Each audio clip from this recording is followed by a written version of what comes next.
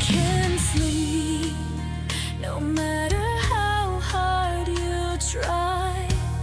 The Sandman is hiding, he won't work his magic. What is the answer to the bill collector of rest, who has come calling on your past to account? You need an insomnia cure. Scan our shelves for just the right Coma tonic. Coma tonic.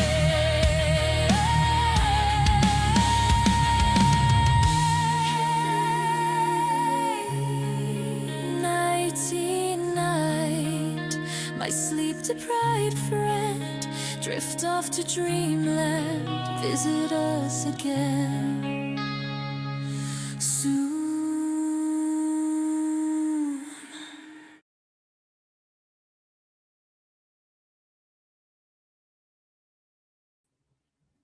Howdy, gang. Hey, the poet. Hey, kids. The poet, if you're talking about these lists that I'm doing for Insomnia Cure, and you said they were interesting, well, thank you, sir, if that's what you were referring to. But it's pretty cold here. Just thought I'd throw my 2 cents in on the weather situation. Plus, Amazon wouldn't deliver something Steve ordered, and he wasn't too happy because they said there was an obstruction. So he said, I'm going to go out and I'm going to clear the driveway of snow in case that was the obstruction they were referring to. But anyway, enough of that. But sorry I was a few minutes late. I was on a phone call with my mom, and I looked and it was getting close to 8 o'clock. And I said, well, I hate to go, Mom, but I'm going to do a stream here in a little bit. So, and I was trying to get my visual aids together, and hence me being a little late. But I just, before we get into this edition of Insomnia Cure for 1988, 1989, and folks, I decided, since, people seem to like these, I was just going to cover the 80s, but I think I'm going to go back and cover the 70s And then after that, I'll cover the 90s. And if y'all continue to like these, I'll probably go into the 2000s.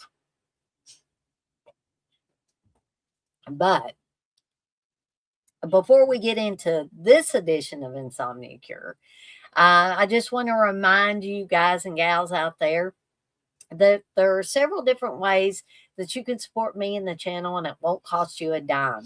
As much as I love the super chats and the super stickers and people joining the channel, people joining my Patreon,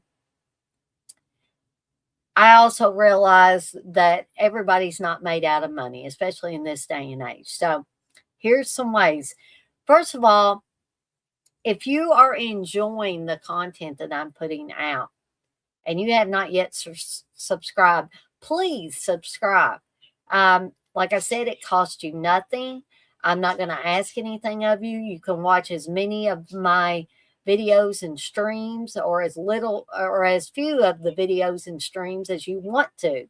Nobody's going to come knocking on your door trying to sell you candy bars and cookies and trying to minister to you or anything. And folks, again, I look at the numbers. I don't go digging to see who exactly has subscribed. Okay.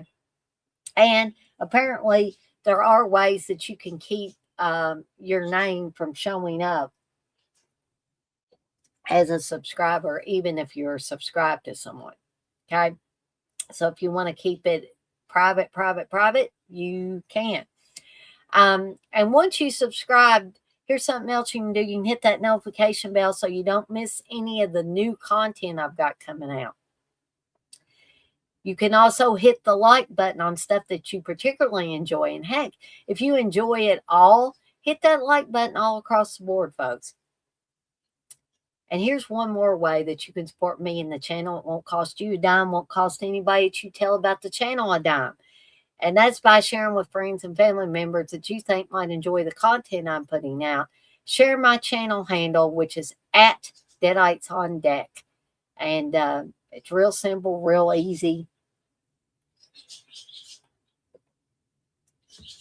And you probably won't forget about it. And also, if you feel so inclined to spend some money, head on over to deaditesondeck.com and check out my horror shop. And remember, I'm not just a horror shop. I also do custom work.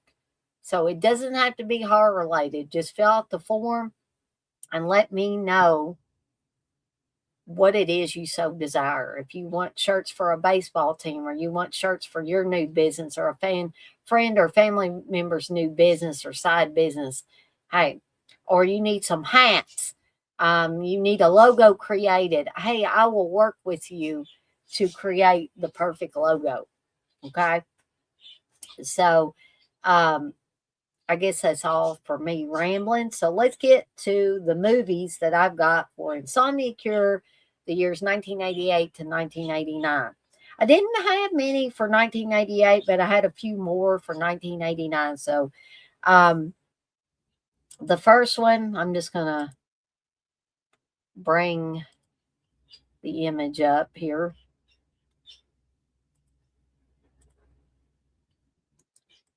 And it's for Howling 4, the original Nightmare. And some people probably will say, well, Howling 4 is not that bad, Dana. You know, for me, just about everything after the Howling 2 is bad, and to me, not worth watching. Now, you may disagree with that, and that's okay. Kids, you say I do that too. I will recommend you too, because sometimes I get people that I'm not a fit for. Well, I don't know who you wouldn't be a fit for, kids. You seem like a very nice person, and I've checked out your site and stuff, or your channel and stuff. But you know, people are strange, as the Doors song says. So again, there may be some of you that might be saying, well, Dana, Howling 4's not that bad. Let's take a look at the plot synopsis for Howling 4, okay? So we've got a successful author who moves to a small town after suffering a mental breakdown and is tormented by demons and werewolves. Now, that sounds like a good plot line. That sounds like an intriguing plot line. Could you say The Howling Four is a take it or leave it film for me? Yeah, it's more of a leave it film for me personally, because I just, I love movies about werewolves. I love movies about vampires, but there are just some of them that take it to an area where I'm just not interested. And The Howling Four is like that. Um, and let me tell you something about me, folks.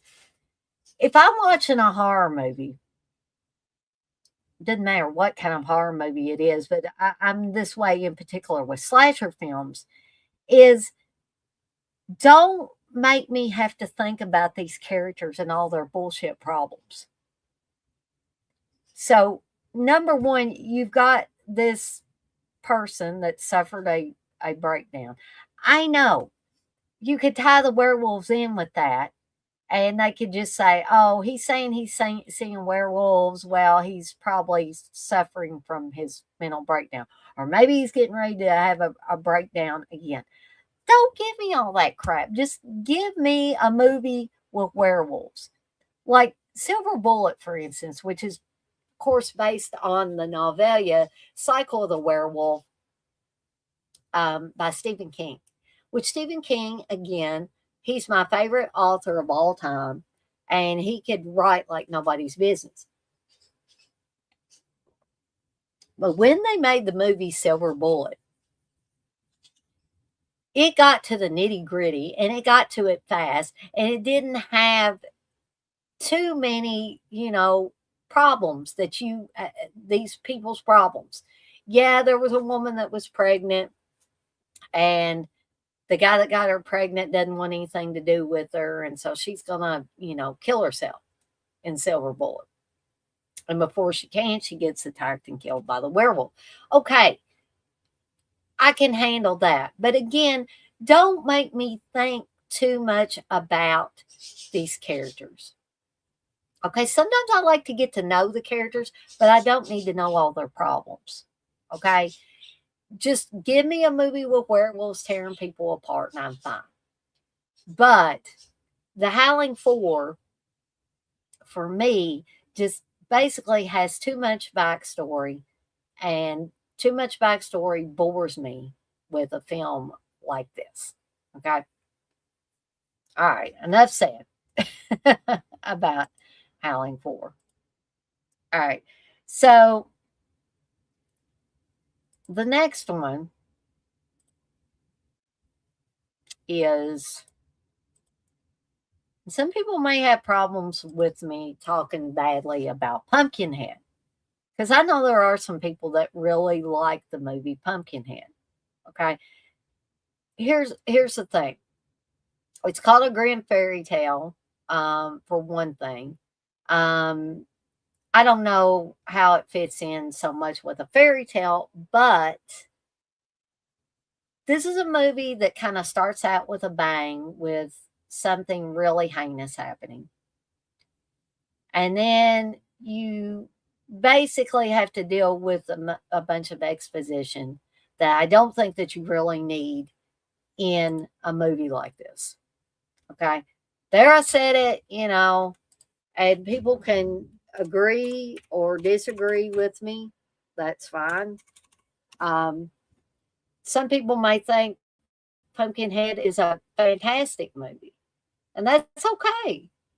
I mean, it did get 6.2 on IMDb, but again, it's considered folk horror. Um, and I'm honestly, folks, I'll be totally and completely truthful with all of you guys and gals. I am not into folk horror. Now, the Pumpkinhead creature, that's probably the best thing about this movie. The other stuff, no. And yes, Stan Winston did direct it. and he did write it. And if you don't know who Stan Winston is, he started out as a special makeup effects guy. And God rest his soul, he's no longer with us.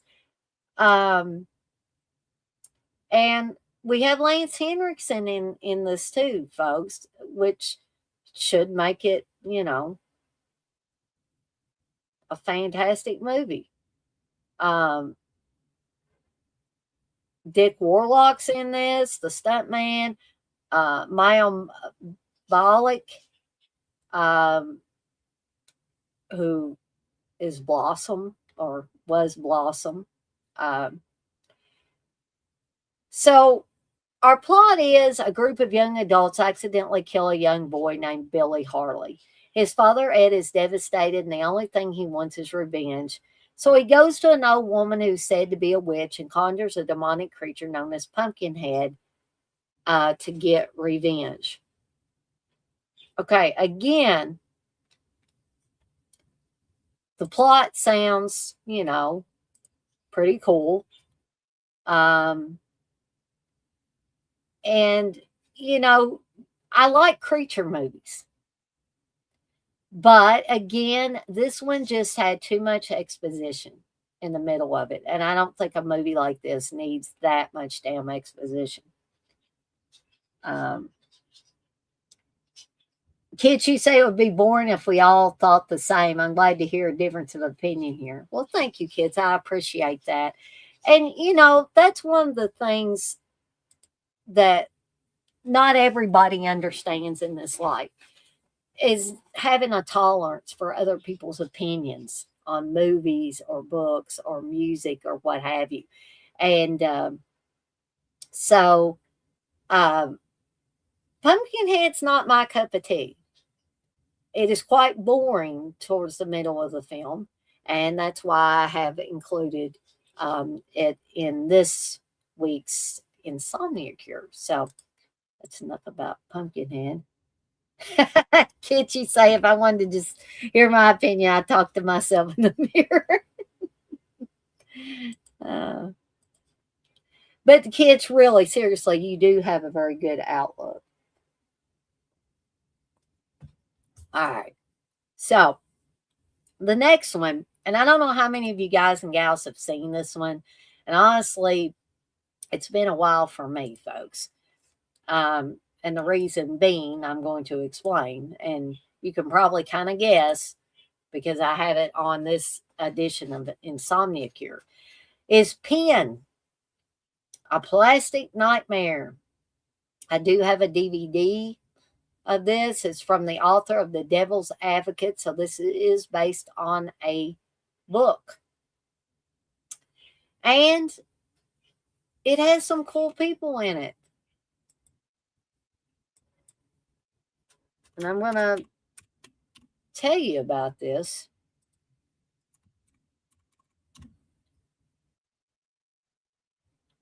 Terry O'Quinn's in it, for one thing.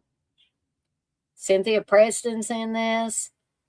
And it has, it has a spooky plot to it, folks.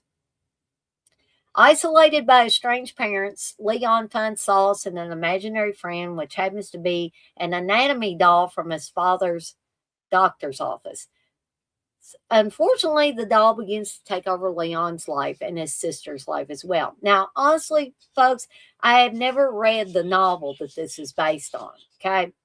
It's directed by Sandor Stern, stars David Hewlett, Cynthia Preston, and Terry O'Quinn.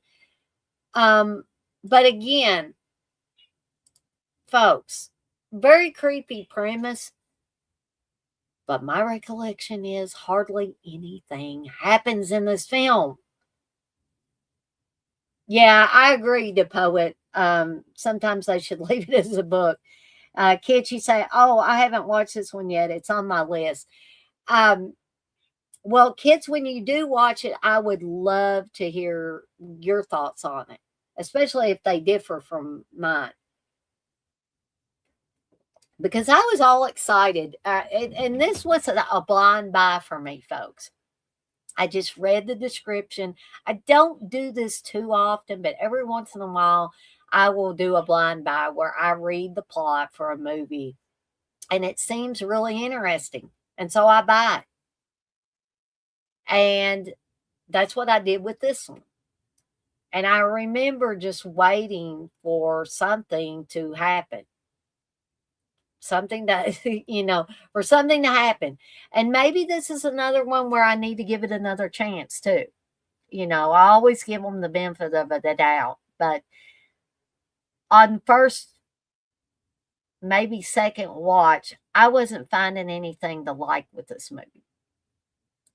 You had the main guy, like, stressing over everything and all of that, and you thought, that this doll was just this mannequin or whatever you want to call it was just going to up and start killing people, but it never really seemed to go anywhere. Is my recollection, and bored me. Hence, me putting it on this list for Insomnia Cure. So, not a whole lot more I can say about it, but kids, when you do watch it, I would love to hear your thoughts on it. So, moving on to the next one,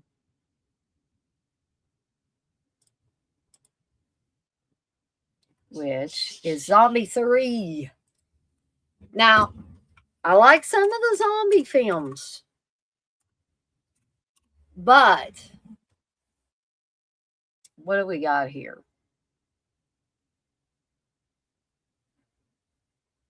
No, there we go. Usually these wacky, off the wall type of zombie movies I like. This one is Italian. It's zombie horror. It's action. Um, so what do we got here? And this is directed by Lucio Fulci too, folks. But I don't like every Fulci film that's put out. Now, Zombie that Fulci put out, I absolutely love. I think that's one of the greatest zombie films done outside of George Romero stuff.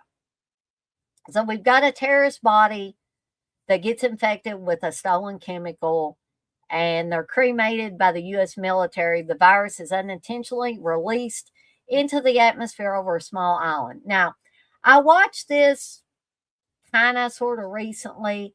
It does have, a handful of good kills in it. The zombies aren't as good as Fulci's Zombie. And here's the thing. We had 3 different directors on this. Fulci was one, Claudio Fragasso, and Bruno Mattei, folks. And anybody that's familiar with Bruno Mattei's name, you know that usually stuff with his name attached is not very good.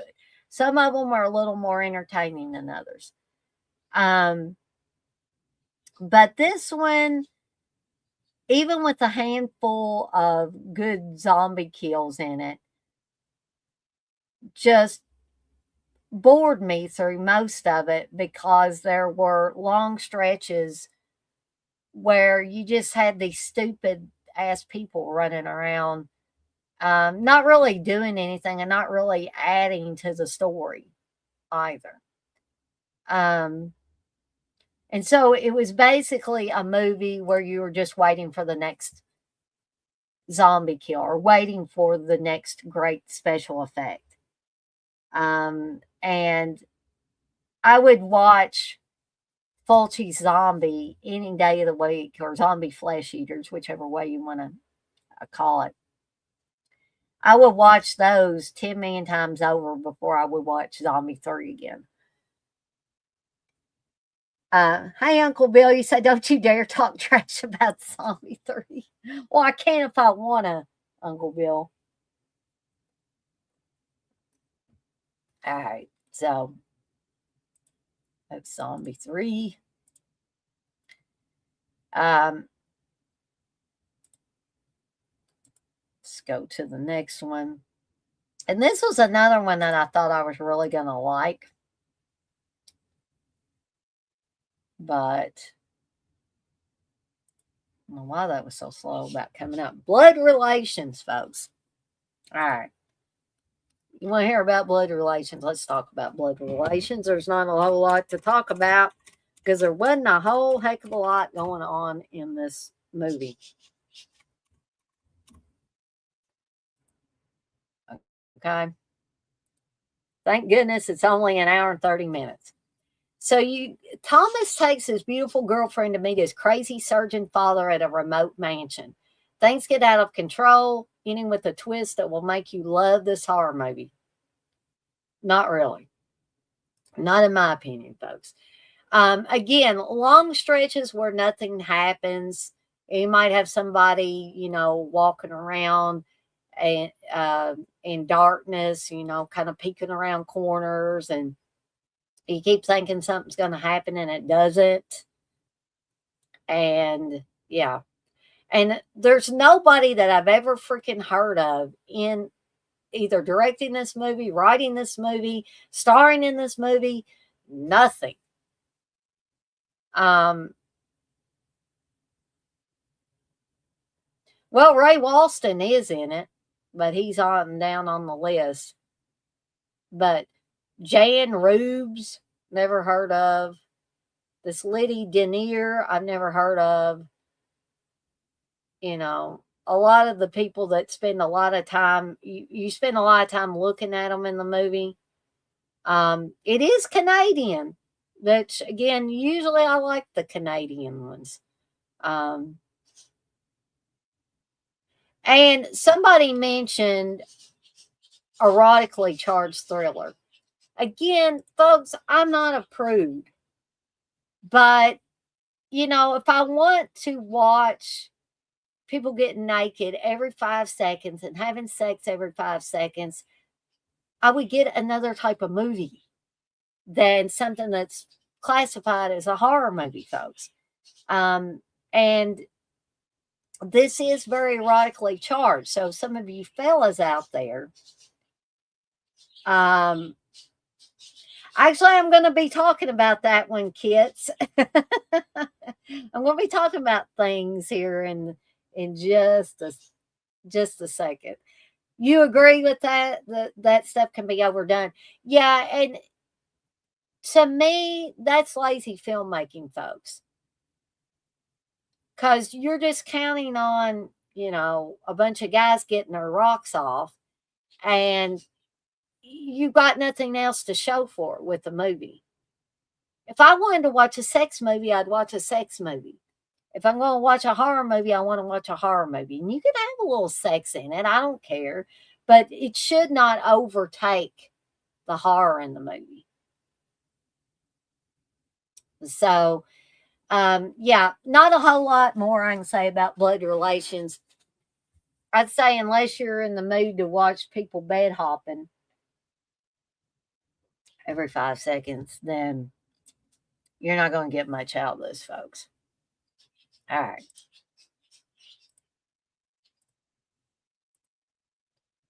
So now moving into 1989. Kids, you say, yeah, my rule of thumb is if they have to make it mostly adult film, the story sucks. Yeah, that's right. All right. So moving on to 1989. We've got Curse 2, The Bite. Okay, let me tell you something. The first Curse movie I liked. Yeah, with some of it a little hokey and it was low budget and yada, yada, yada. But it worked for me as a horror film and had some genuinely creepy moments in it. The Curse 2 doesn't have this. And I do have it, but I think it's, I'm not sure if it's, I think it's on a disc with another movie, and I can't remember if it's, yeah. This is how I had to get the Curse on Blu-ray. I had to have it double billed with Curse 2, The Bite. I thought that's how it was. I just sure. Okay. I knew there was something about giant snakes and all that jazz and Curse 2, but I thought, all right, I'm going to give it a try. I got it on this double bill with the Curse, which the Curse I really like. The Curse was about uh, something turning people into crazy zombies. It got into the water and would make fruits and vegetables rot on the vine, and would make anybody that drank the water or ate food that was hydrated by this water into, like I said, blood crazed zombies. This was not like that. This is about giant snakes in the desert, basically, and not very good looking snakes, really fake looking. You like the first Curse? You were like me, kids. I did finish Curse 2, but no.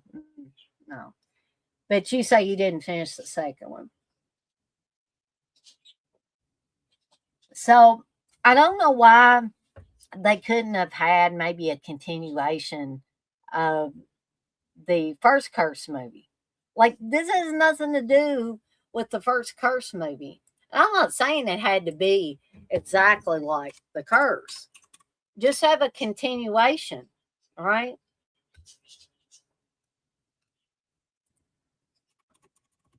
Why did we have to bring the snakes into it? I like a good snake movie as well as the next person, but this wasn't. This was not a good snake movie.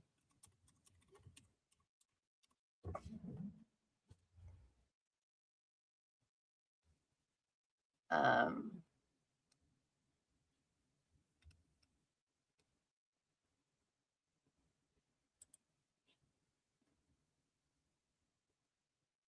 so somebody talked about this. I can't even find information about this damn movie. Sometimes IMDb is good and sometimes it's not. All right, here we go. It's also known simply as The Bite. Um, and Jill Schoen's in this, folks, and I love Jill Schoen. But Jill Schoen's going to be in another movie on this list that I didn't care for either. Um, it is the second entry in the Cursed tetralogy, a rebranding of unrelated films for marketing purposes. Yeah, no kidding. That was something I didn't like. So you've got two young lovers played by J. Eddie Peck and Jill Schoen. They're traveling through the desert in Arizona and they pass through an abandoned nuclear test site that has become a breeding ground for deadly mutant killer snakes. Then their car breaks down and Clark is bitten. Despite the best efforts from Harry Morton and the local sheriff, played by Bo Svensson, he undergoes a grotesque transformation into a hideous snake monster, which eventually begins to consume him. So that's your basic storyline. So yeah, after the success of The Curse, producer of Video Giasantis and his company Trihoof Investments began production on The Bite and The Train. And I have not seen The Train. The Bite was originally written by Susan Zeloff and Federico Prosperi was hired to direct. Uh, the special effects were created by noted artist Screaming Mad George, which I like a lot of Screaming Mad George's stuff too. The film was originally to be called Reptile Man, and maybe they should have kept it that way. Um, Kids, you say, I think I got bored and ended up chasing one of my goats, but I'm the kind of person that needs to finish a movie, so I'll have to rewatch it. Well, you let me know what you think when you rewatch it. Because, yeah, I just was not a fan of it. And I think they probably should have kept it as Reptile Man, but when something's popular, and I think The Curse was more popular than Curse to the Bite.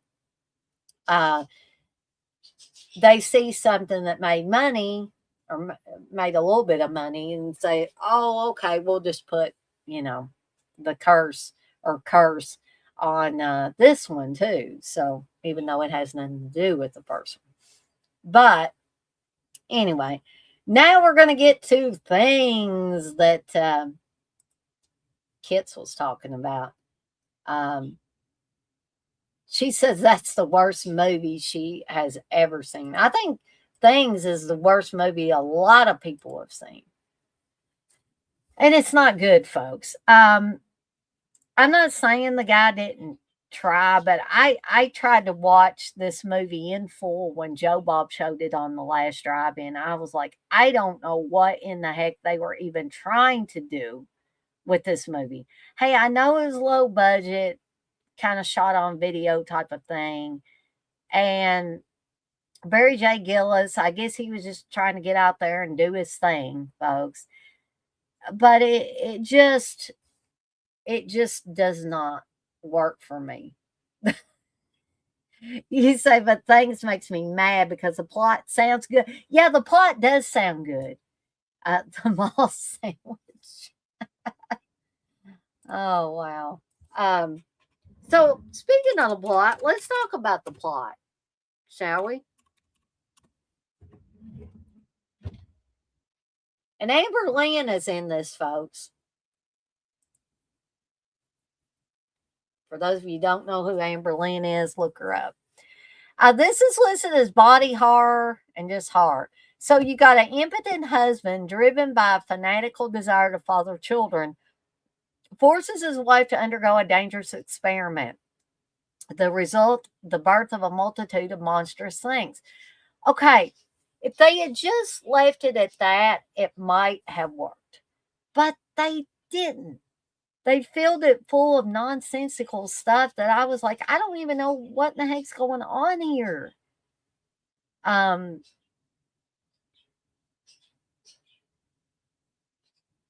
Kids, you say, but he hates me.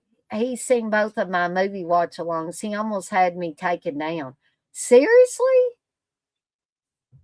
Wow.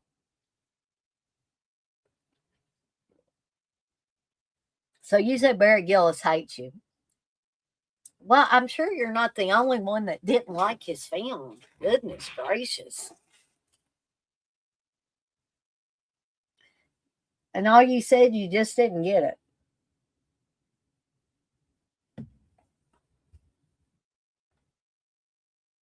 Yeah, I mean, why wouldn't he come on and chat and defend his movie if he wanted to? Um, Weird.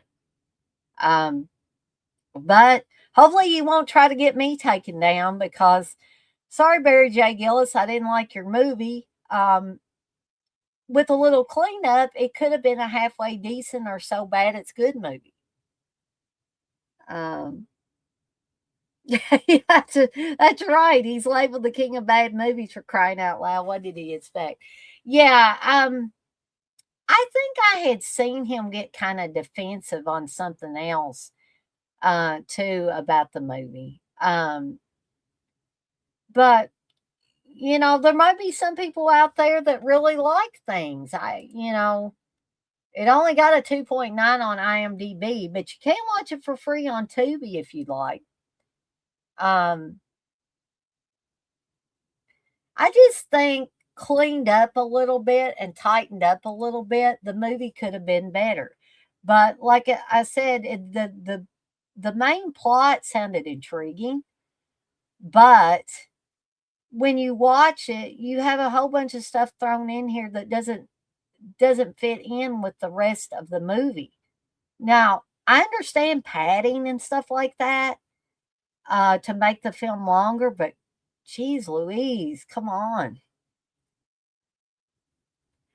You would love to see it done seriously. Yeah. And you say, I can see why Things has a cult following over his other movies. Do not watch Wicked World. At least Things had a premise. Okay, well, after watching things, I'd probably stay away from some of the other stuff. I mean, even the DVD cover art looks pretty cool here. You have Barry J. Gillis there with a drill. You've got some zombie looking creature there. And I mean, it could have been, a halfway decent, so bad it's good movie. Kid, she said, like, if he was going to come on my show, I was going to ask him if he'd ever update it. The cover art is what got my attention. Yeah, that cover art would get your attention. It is well done. And yeah, I agree. The effects were not bad either. What you got to see of them. Um, but even for an hour and 25-minute movie, there were stretches of nonsensical stuff that I didn't even care about.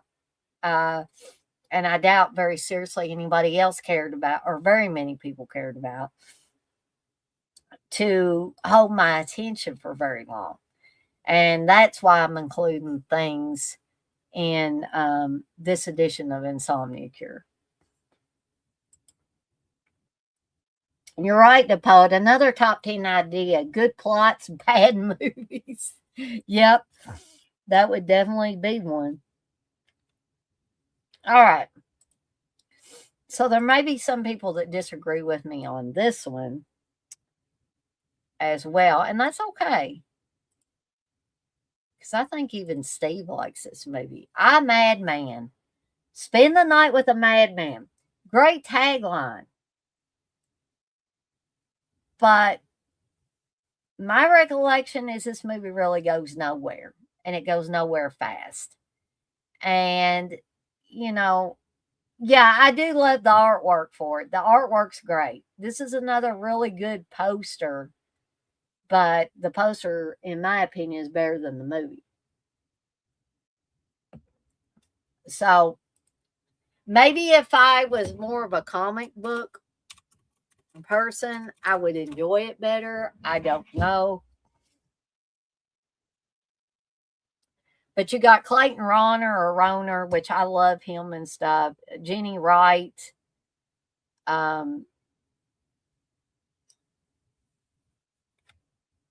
so it should be, it should be a decent movie. So we got a bookshop clerk and a wannabe actress start seeing a disfigured killer from her 1950s pulp novels come to life and start killing people around her. She tries to convince her cop boyfriend, but to no avail.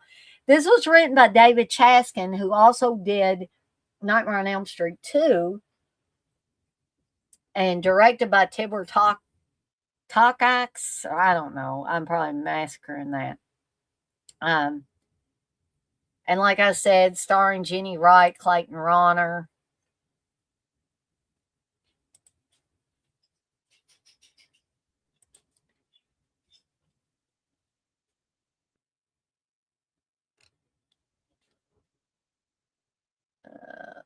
See if there's any other notable names in this.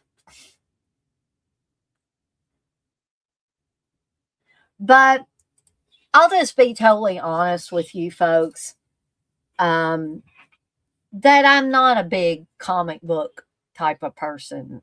Um, and I know it's his pulp novel. Um, but I always thought of this one as like comic book, not superhero, but comic book villain sort of deal. And you know, I'm with Kits here. That I love the artwork for the poster, but the movie was kind of meh. And she's right, or I feel like she's right there because it was slow. I mean, you spend a lot of time with not seeing much of the killer and not seeing him do much. He may be called a madman, but he's not doing much within the movie. And therefore, I lose all interest when you've kind of hyped up your madman here, and then he doesn't really do anything or doesn't do anything for long stretches of time. And that's why, I was so disappointed with I Madman. It really could have been done better, but unfortunately it wasn't. All right. So the next one, I think this was one that I saw pictures of it in Gore Zone or Fangoria in one of the magazines back in the day, folks. And that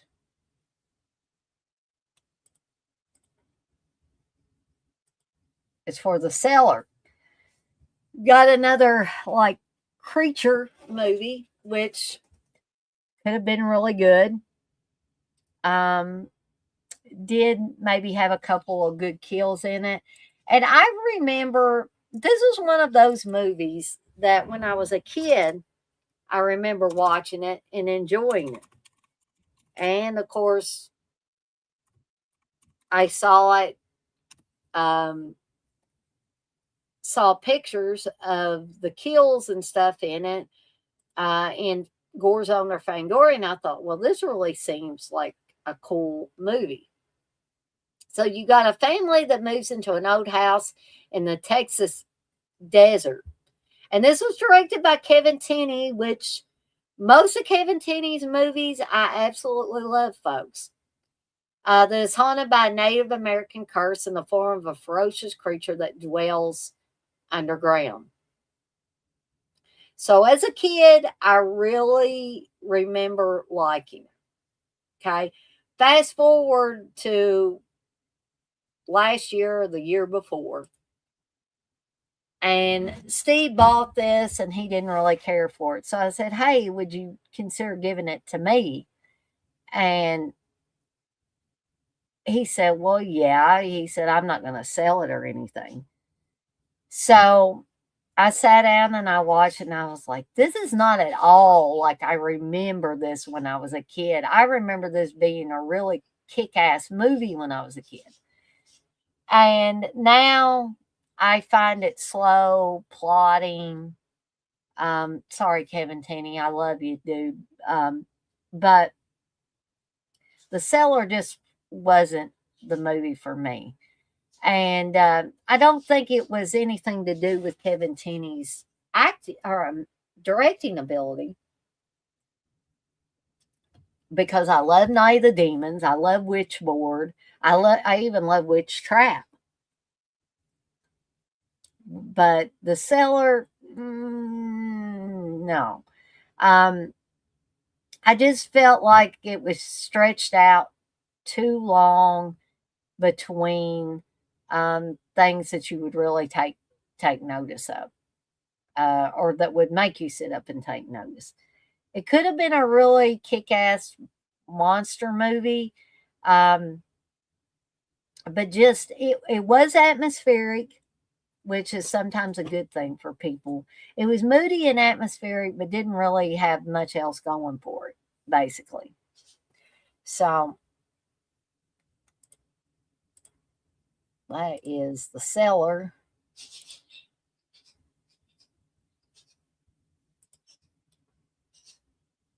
And we're going to have another Howling movie on here, folks.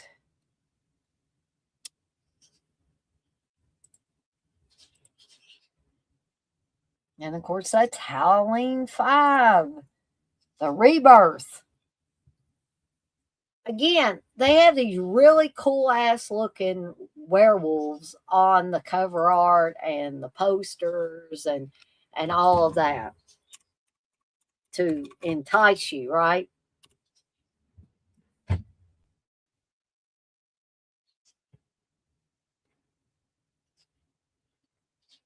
Oh, what in the world?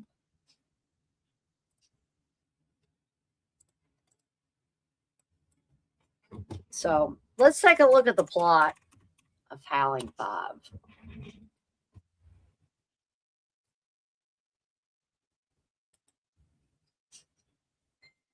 So a group of strangers Visit an ancient Hungarian castle and bring along a werewolf. Okay. I have nothing, absolutely nothing against foreign films. I love giallos. I love Italian giallos. But when they start going into Hungary and Romania and all that stuff, and trust me, the Howling series did go into those areas. Not Howling 5. What do you like Howling 5, Uncle Bill? Now I'm going too far? I don't know about that, Uncle Bill. This did get a 4.4, but I don't know. I just, when they start going to Hungarian castles, folks, that's where I have to check out. You like them all for different reasons. What, Uncle Bill, I tried to like the Howling series as a whole, but mainly I wouldn't have cared if they just made one Howling movie. Joe Dante did it best, and that was all that needed to be said about it, in my opinion, because the Howling 2 was a little kooky, but I had to stop after a while, after Howling 2. I could not, like, I couldn't support these movies. I couldn't keep buying these movies. Now, you can watch Howling 5, The Rebirth, on the Fossil map if you want to, and you can watch it for free. And you know what, Uncle Bill? These may be some that maybe I've waited long enough. Maybe I need to go back and give them another try, maybe. It's just so hard. To me, the only thing they got going for them, especially after part 2, is kick-ass werewolves. The rest of the stuff, I just the characters in it, other than the werewolves, aren't intriguing or interesting or anything. They're just kind of bleh. Um, and if you didn't have the werewolves, there would be no reason at all for watching the damn thing. Um, so yeah, I'm gonna have to right now stick with my original thing. Is this belongs on the Insomnia Cure list for 88, 89.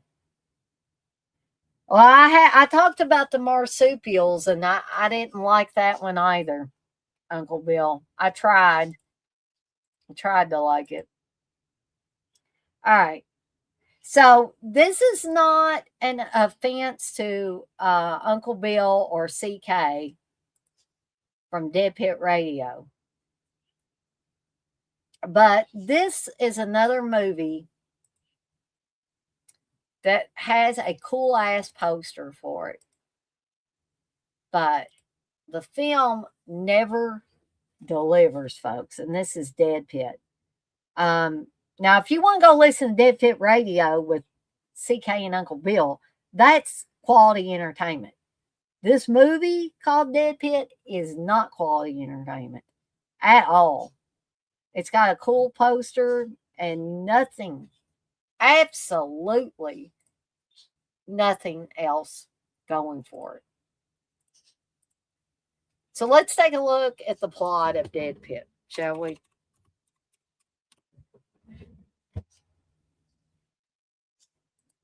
So you have an amnesiac patient in a psychiatric hospital, which this all sounds really good, somehow frees a mad doctor who was shot and entombed with his fiendish experiments in an abandoned wing of the asylum 20 years before. This sounds like it would be an awesome, and if you watch just the trailer, it looks like it would be right up my alley for type of horror film that I would find creepy and worthwhile to watch. Now, you can watch this for free on Fossum and Tubi. But honestly, folks, just looking at that trailer again, you say that movie does suck, Uncle Bill. But just looking at the trailer again, they must put all the best scenes in the trailer. And this is from the director of Lawnmower Man, folks. Sorry, that's my reminder to turn off the heater back here. Um, which should tell you something. Lawnmower Man was a travesty that had nothing to do with the Stephen King story, and Stephen King sued to have his name taken off. It's a dead pin. That's right, Tom. But if you were to just look at the poster, or maybe look at the poster and see the trailer, you would think, oh, this is going to be a kick ass movie. That's what I thought. Um, and I've never been able to finish it, folks. This is another one I fall asleep every time I watch it, just like The Forest. And so maybe at some point I'll get all the way to the end, but this is a tough one, folks. Really is a tough one. All right. So moving on to the last two. And this one, folks, also has Jill Schoen and my man Robert Englund in it. And I really wanted to like it. I really wanted to like it. But again, and this is the poster that Robert Englund says he does not like, because guess what? They try to make him look like Freddy Krueger. They're trying to cash in on Freddy Krueger. And if that wasn't enough, it says Robert Englund was Freddy. Now he's the Phantom of the Opera. I loved Robert in V too, Tom, as Willie. But there's not a problem with Robert Englund in this. There's not a problem with Jill Schoen in this. The problem is the story does not move along at a good pace. This movie has terrible pacing in it. And I was bored before it even really got started. So, you may not hear me talk about pacing very much on these, but there was a major, major problem with the pacing in this film. And that's why it is on the Insomnia Cure for 88, 89 list. The story of the Phantom of the Opera is a great story, by the way. Just the pacing was terrible in this movie. All right, so the last one. It's okay, kids. I'm glad to hear other people's thoughts on it. You say, I like this one, to be honest. Haha, it's weird. I don't mind people, I'm not going to argue with people. You like what you like, and you don't like what you don't like. All right, so the last one I want to talk about is Murder Weapon. Yeah, it's got Linnea Quigley in it, and I love Linnea Quigley. I don't care that she gets naked in films. I'm not against women that get naked in films. I have a lot of respect for Linnea Quigley. But this was a film that she was in. Steve ended up getting this film, and this does have Mr. Eric Freeman on it too, folks. I believe this is the one that has him. She is fun, kids. I met her a few years back, and she was really sweet and super nice. Kids, you say I can see why people don't like it, though. At the same time, talking about Phantom of the Opera. You say, oh, Linnea and I had a good time at ScareCon. She's so fun. She talked about all her movies. Oh, she will. She'll talk to you as long as you want to talk to her. Tommy say also, I like some movies because they're connected to childhood and good times. even if the movie isn't that good. Yeah, I do that too, Tom, a lot. All right. So let's talk about Murder Weapon, folks. Let's talk about the plot.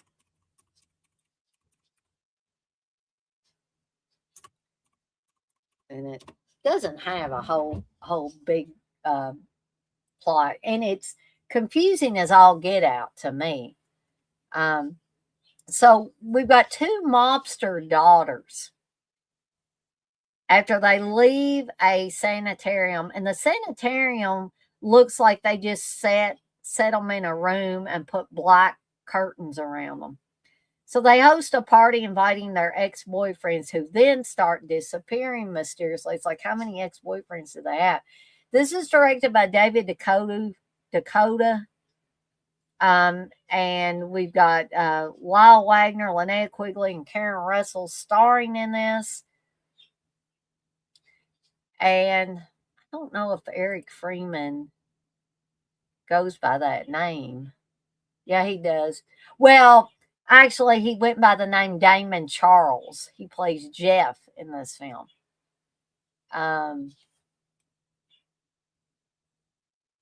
so we also had Michelle Bauer and Brink Stevens, who were both uncredited, but they were Girl in the Shower on TV. So not only do you get to see Linnea Quigley, but you get to see Michelle Bauer and Brink Stevens in this.